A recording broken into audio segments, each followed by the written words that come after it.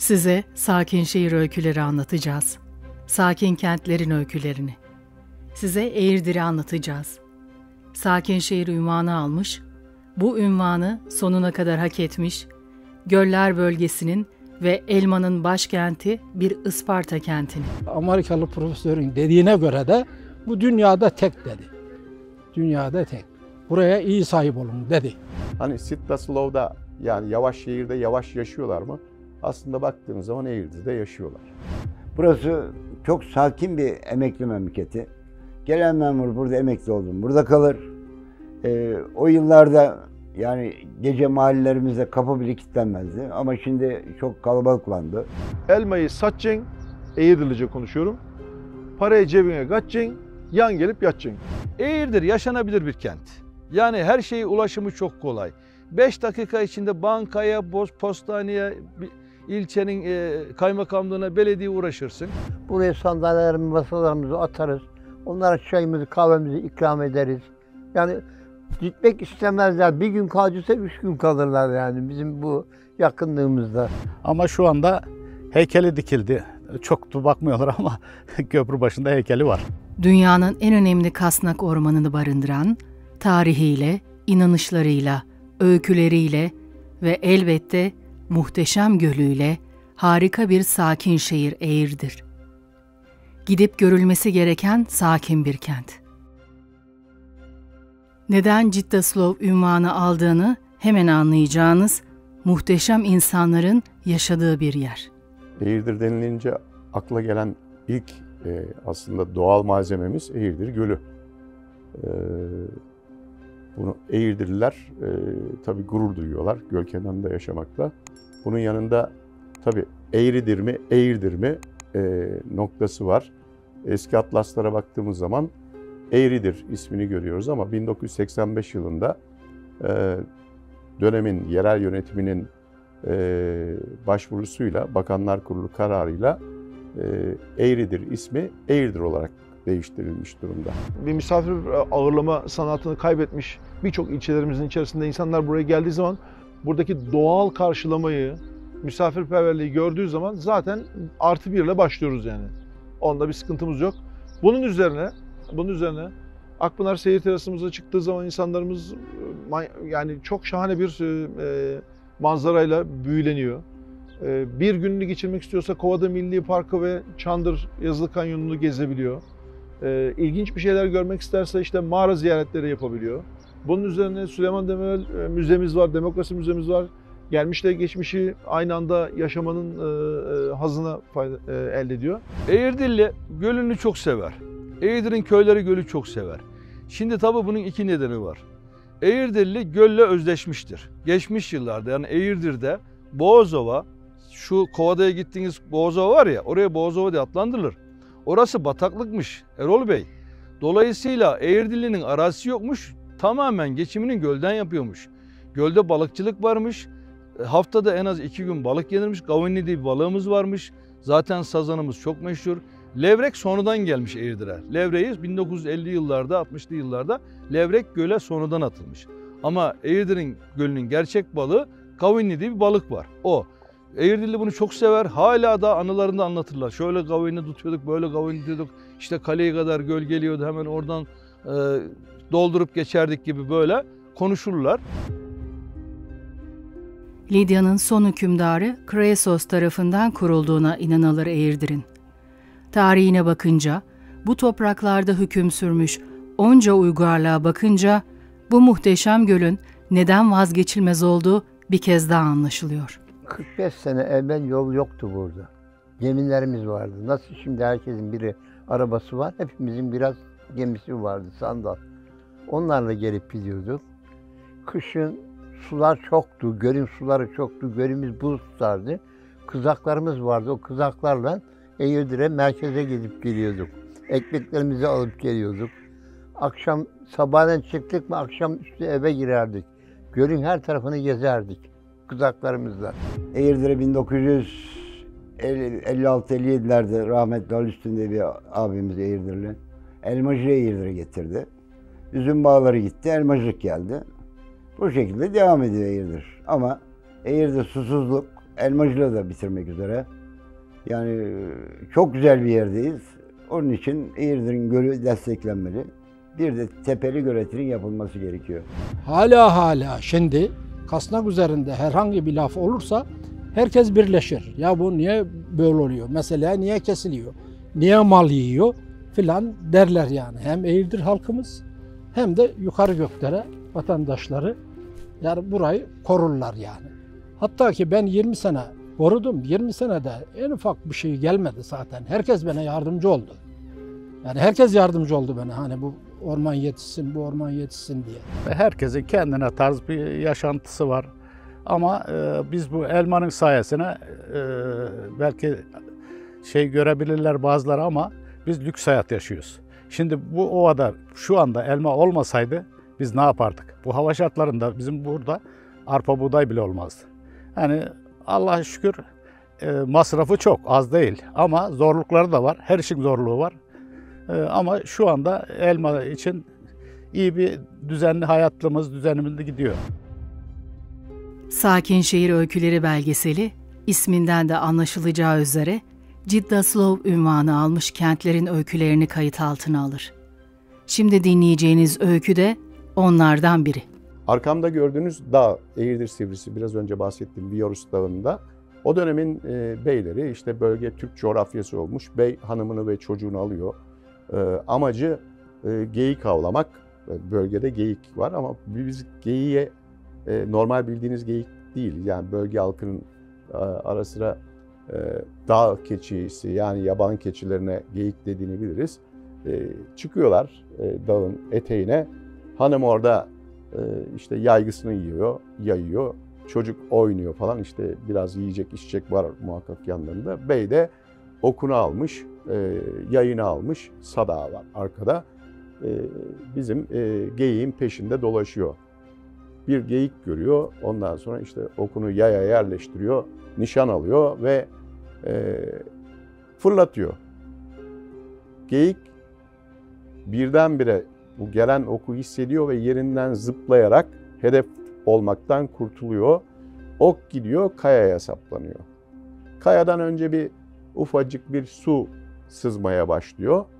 O sızıntı giderek daha hacim alarak büyüyor ve kayayı patlatarak büyük bir çay olarak aşağıya doğru akmaya başlıyor. Bu arada beyin çocuğu da aşağıda oynuyor. Ama çocuğu da alıp götürüyor o su kütlesi. Bey uzaktan görüyor bu manzarayı. Çocuğunu kurtarmak için koşuyor ama nafile çocuk sel almış götürmüş durumda.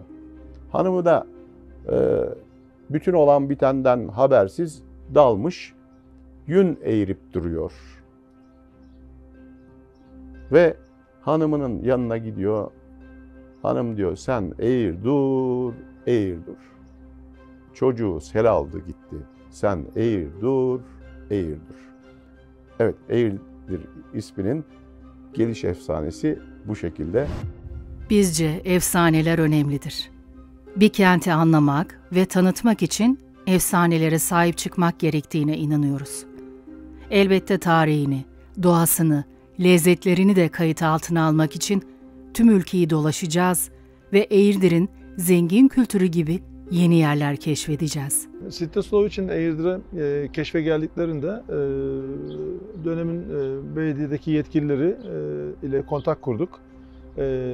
Ortalama 3 gün civarında Ciddaslov'un karar meclisindeki arkadaşlarımızı gezdirdik, dolaştırdık. En sonunda güzel bir yemek verdi Ömer Başkanımız. O dönemde işte kerevit, sazan dolması, bunların bütün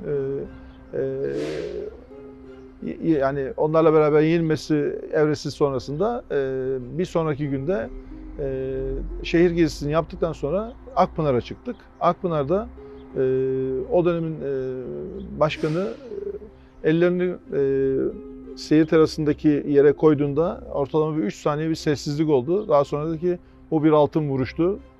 Burası bir Ciddaslov'dur dedi. Ciddaslov felsefesi aslında çok güzel bir ifadesi var. Bunu Tunç Başkanımız da aslında çok güzel açıklar. Ciddaslov'un çok güzel bir logosu vardır. bir salyangoz logosudur. Salyangozu izlediğimiz takdirde ya da bir analiz ettiğimizde salyangozun bir kabuğu vardır. Kendisini korur dış etkenlerden. Bir iz bırakır. Çünkü o izle gittiği yolu gösterir aslında. Bir de antenleri vardır. Bu da iyi bir etkileşim ya da iletişim kurmasını sağlar. Biz bunları kente uyarladığımızda aslında kentin burada kendisinde çok, eğer çıta sürecini kendisinde benimserse bir kent, çok güzel bir iz bırakması ya da kendi kabuğunu, yani kendi kimliğini çok güzel koruması ve ulusal ya da uluslararası anlamda da çok güzel bir etkileşim kurması olarak aslında birbirine benzetiyoruz. Bu kapsamda ya da bu nedenle Çitaslov'un anlamı bu kadar değerli bizler için. Mesela bisiklet yolumuz yoktu. Yani en eksik olan şey bisiklet yolumuz yoktu. Yaklaşık 3 kilometre terminal binasından Kemik ve Eklem Hastanesi'ne kadar 3 kilometre bisiklet yolu yaptık. Ada yoluna yine bisiklet yolunu açtık. Bunun gibi artı mesela bizim kaldırımlarımızda engeller için rampalar yoktu. Onları yaptık. Engelli tutum yerleri yaptık. Engelli tuvaletleri yaptık. Yöresel marketimiz yoktu. Yöresel marketimizi kurduk. Kadınların el işlerini işleyebileceği, el örgülerini yapabileceği yerleri kurduk. Tabii yemek konusunda zaten hiç sıkıntımız yoktu bugüne kadar. Eğirdir yemek kültürü gerçekten mükemmel bir yemek kültürü vardır. Onda zaten bir sıkıntımız yoktu. İşte 2 gündür çekimler yapıyorsunuz gördüğünüz gibi. Yani doğası çok bozulmamıştır. 12 ay burada insanlar gelir, çok rahat bir şekilde konaklayabilirler. Akdeniz bölgesinde, Türkiye'nin 4. büyük gölünün kıyısına kurulmuş, Davraz Dağı'nın gölgesinde kalan muhteşem bir sakin şehir Eğirdir. Tapusu, Ulu Önderimiz Mustafa Kemal Atatürk'e Eğirdir halkı tarafından hediye edilen, Can Ada ve birçok efsaneye konu olmuş Yeşilada olmak üzere 2 adaya sahip bir kenttir. Sadece ada hikayelerini dinlemek için bile Eğirdir'e gitmelisiniz. Adamız var. Ada sonradan yapıldı biliyorsunuz. Hem Atatürk'ün hediye ettiğimiz bir küçük ada, bir de büyük ada vardı. Eskiden teknelerle gidip gelinirdi. Rahmetli adada balıkçı Hobanoğlu vardı. Hatta abim onun kızıyla evliydi. Kayıklarla gelin getirdik. Kayıklarla gidip gelinirdi. Eskiden bir de macirler vardı. 1900 Atatürk zamanında herhalde yapıldı. Onlar geri gittiler. Şimdi burada bir türbe var bizim. O türbeye adanıyorsun. Adanıyorsun. Geliyorlar burada. Çocukları oluyor. Geliyorlar burada adaklarını kesiyorlar. Ama bu türbe, bu dede buraya gelmeden evvel tabii yol yok. Nasıl geldiğini bilen yok. Bir tahtanın üzerinde geldiğini söylüyorlar böyle. Almamışlar dedeyi Eğir'den merkeze kayıya bindirmemişler. O kayıkçılardan evvel buraya gelmiş, yerleşmiş, bu türbe burada öyle. Şafaatim yerlisine dokanmasın demiş o dede. Mustahdin dede. 2 tane dede var. Bunu söyleyen Mustahdin dede söylüyor böyle diye. Şafaatim dokanmasın demiş buranın halkına. Gelen yabancıya dokansın benim şefaatim demiş. Geliyor burada adanıyorlar. Bırakıp gidiyorlar. Kurban günü geliyor, çocuklar oluyor, geliyorlar burada kurbanlarını kesiyorlar. Millete dağılıyorlar burada. Eğirdir'in kale burnundan uzantıyla devam eden Can Ada ve Yeşil Ada aslına baktığınız zaman şu an yolla birbirine bağlanmış durumda anakarayla, ama 2 tane ayrı ada burada var. 2 adamız da gölün kuzey noktasında Hoyran bölgesinde bulunmakta. Bir tanesi Limenia Adası ki önemlidir. Hristiyanlık haç tarihi açısından önemlidir. İçinde Meryem Ana Manastırı bulunuyor. Küçük bir ada ama etrafı surlarla çevrili bir adadan bahsediyorum. Mübadele döneminden önce bildiğimiz bir gerçeklik var. Eğirdir Yeşilada'da bulunan Ayastefanos Kilisesi'nde her yıl 15 Temmuz gibi Isparta, Burdur ve Afyon'da yaşayan Hristiyan halk toplanıyorlar ve sandallara binerek göl üzerinden Limenia Adası'na gidiyorlar. Orada 3 gece kalıyorlar ve hacı oluyorlar. Yani orada bir haç merkezi var zamanında. Böyle de bir yaşanmışlığımız var. Tabii ki mübadeleden sonra Hristiyan cemaat kalmadığı için bunlar unutulmuş durumda. Aslında sadece Eğirdir'in tarihi için ayrı bir belgesel yapmak istiyoruz. Böylesi muhteşem bir göle sahip, böylesi muhteşem bir tarihe sahip, mutlu insanların olduğu Eğirdir, gerçekten yaşanacak sakin bir şehir. Ben Ali Akbulut'um. 20 yıl Kasnak Ormanı'nı korudum. 85 yılında başladım ve 20 yıl koruduktan sonra emekli oldum tabii ki. Kasnak Ormanı'nın çok özellikleri var. Amerikalı profesörün dediğine göre bu dünyada iki yerdeymiş. Birisi Amerika'nın bir eyaletinde, birisi de bizdeymiş. Yalnız Amerika'nın eyaletindekini gurularını budarlarmış, gurularını. Dibine gübre atarlarmış ve sularlarmış. Öyleyken onlar mesela şu kadar büyüyormuş. Mesela 40-50 santim büyüyormuş. Ama bizde gurularını ayıtlamak yok. Ondan sonra dibini çapalamak yok, sulamak yok.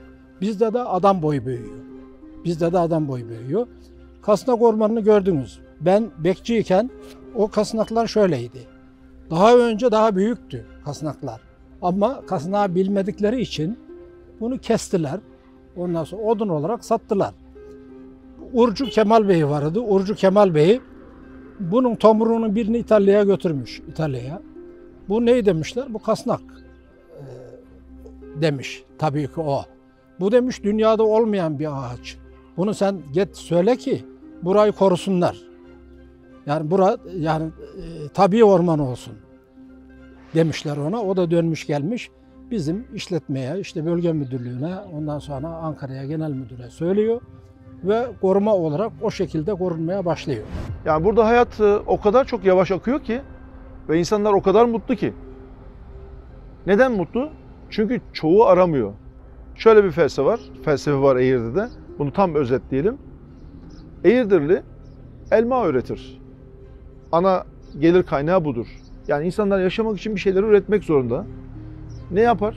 Elmayı üretir. Elmanın geliriyle hayatını idame ettirir. Ama ana felsefesi şudur.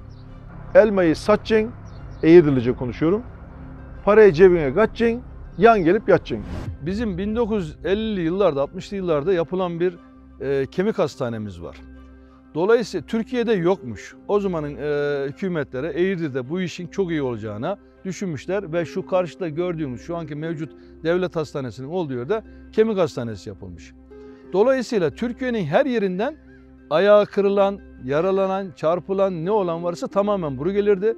Sabahleyin taksiciler hastaneye hasta yetiştirmekten yetişemezlerdi. Yani o kadar çok gelirdi.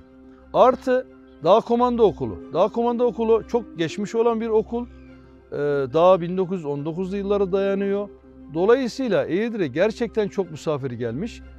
Tabii şimdi şöyle, her beş parmağın beşi bir değil. Zaman zaman ufak tefek aksilikler yaşanmış olabilir. Ama Eğirdirli gerçekten gelen misafirlere güler yüzlü karşılamayı sever, güler yüzlü karşılar, ikramlarda bulunurlar. O yönden sıkıntımız yok. Halkımız iyidir. Halkımızda hırsızlık olayları 0 derece neredeyse yok gibidir. Yani Eğirdir sakin, yaşanabilir bir şehirdir.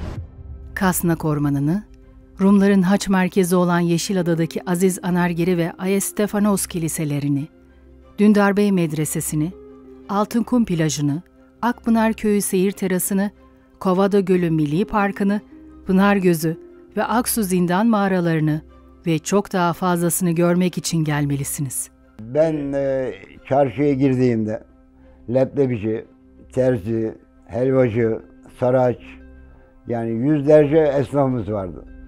Bu zamanla ulaşım kolaylaştığı için artık bu dağıldı. Küçük esnaflar bitti. Her şey makineye döndü. Ne helvacımız kaldı, ne şekercimiz kaldı. Ben bu gölde 40 sene balıkçılık yaptım. 40 sene. Sabahleyin çıkardık, giderdik balığa. Ağlarımızı toplardık. Topladığımız zaman çok balığımız vardı. 200 kilo, 300 kilo balık getirirdik. Her gün ama, her gün. Buraya bir balık attılar, beyaz levrek balık attılar. Bizim balıklarımız yedi bitirdi hepsini. Hiçbir şey kalmadı. eski balıklardan. Göle o sahibi oldu. Onu da tuta tuta o da bitti şimdi. Balık azaldı yani bizim gölümüzde şimdi. Elma Eğirdir için tahminim %90 yakın belki de Eğirdir'in geliri gözüküyor. Yani başka tür fazla bir geliri yok. Eskiden dağlarda çobanlar vardı, onlar bile kalmadı yani. Bütün Eğirdir'in gelir kaynağı çoğunluğu elma oldu. Ve elbette Eğirdir halkının ve Eğirdir Gölü'nün Kurtuluş Savaşı'na katkısı çok önemlidir. Gidin ve Eğirdir'i ziyaret edin. Tarihini öğrenin, gölünü gezin, adalarını gezin, Kasnak Ormanı'nı gezin ve bu sakin şehri yaşayın. Eğirdir Gölü Kurtuluş Savaşı'nda çok önemli hizmet vermiş bir göldür. Eğirdir kenti aynı şekilde. Tren istasyonu vasıtasıyla. Nasıl bir desteğimiz olmuştur? Biliyorsunuz 26 Ağustos 1922'de Büyük Taarruz başlıyor. Şuhut hemen Eğirdir Gölü'nün kuzey bölgesi. Karakuş Dağı'nı açtığınız zaman Şuhut Çaybolvadin hattına gelirsiniz. Ve bu coğrafya, Eğirdir ve Isparta coğrafyası Kurtuluş Savaşı döneminde işgal görmemiş bir kenttir. Ve burada ciddi şekilde müdafaa hukuk cemiyetleri oluşmuştur. Hafız İbrahim Demiralay komutasında ciddi birliklerde cephe hattına, Batı cephesine destek vermiştir. Peki Eğirdir Gölü nasıl kullanılmış? Şu karşı tarafta gördüğümüz şu an Eğirdir'den devam edip Konya'ya kadar devam eden yol o zaman yok. Barla tarafından Senirkent'ten Çay'a kadar ulaşan yol yok. Yani yol ağı yok.